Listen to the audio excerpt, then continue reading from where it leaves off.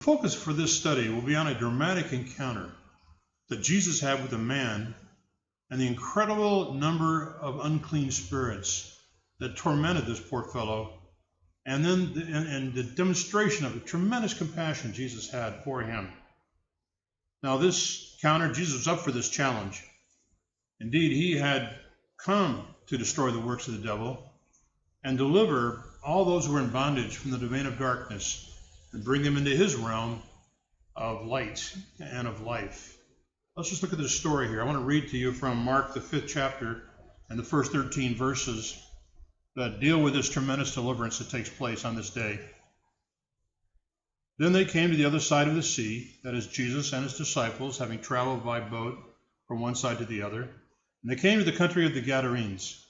And when he had come out of the boat, immediately there met him out of the tombs a man with an unclean spirit, who had his dwelling among the tombs, and no one could bind him, not even with chains, because he had often been bound with shackles and chains, and the chains been pulled apart by him, and the shackles broken in pieces. Neither could anyone tame him. And always, night and day, he was in the mountains and in the tombs, crying out and cutting himself with stones. When he saw Jesus from afar, he ran and worshipped him. And he cried out with a loud voice and said, What have I to do with you, Jesus, Son of the Most High God? I implore you by God that you do not torment me. For he said to him, Come out of the man, unclean spirit. Then he asked him, What is your name? And he answered, saying, My name is Legion, for we are many. Also he begged him earnestly that he would not send them out of the country. Now a large herd of swine was feeding there near the mountains. So all the demons begged him, saying, Send us into the swine, that we may enter them. And at once Jesus gave them permission. Then the unclean spirits went out and entered the swine. There were about 2,000. And the herd ran violently down the steep place into the sea and drowned in the sea. So this poor man was incredibly tormented. And it's interesting to me that the demons, in speaking to Jesus, would say, don't torment us. When in fact that was the nature of their whole possession of this man, was to torment him. So a legion of demons is about 2,000. Now, they begged him, the demons begged that Jesus, that they would allow them to enter into the swine, and we read what happened there. One of the things this shows is a tremendous force and power that dominated this man by these unclean spirits, that he would cut himself, that he would break chains and shackles and run around the tombs naked, one of the other passages says. He was really, no doubt, one of the most well-known, if not the most well-known individual in that region. We're on the east side of the Galilee. There's a mountain area there. There's what's called the Decapolis, or 10 cities. There were Gentile cities.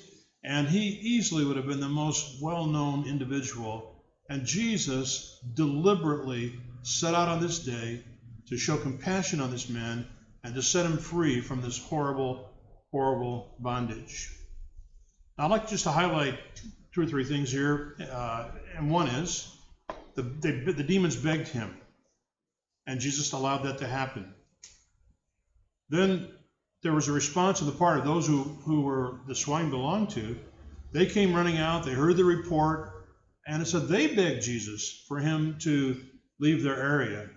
So there was a certain kind of fear of what power this might be. In any event, they wanted him to leave the country. It's unusual, it seems to me, in as much as the tremendous healing that had taken place for this man, but they wanted him out of their territory, and he agreed to do that. So the demons begged him to enter the swine. He said yes. The people in the country asked him to leave. He said yes. Then the man who was delivered asked him to let him go with Jesus and his disciples, and he said no. He said no.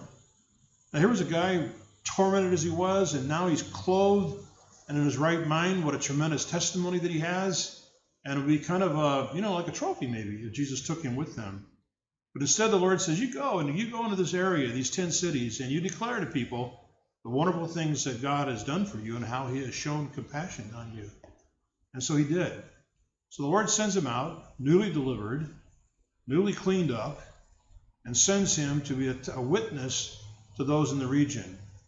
And I think it's hard to underestimate the impact this would eventually have on the ministry of Jesus and the response of others to him. So again, Jesus had a purpose for getting in the boat. Disciples could not have known that.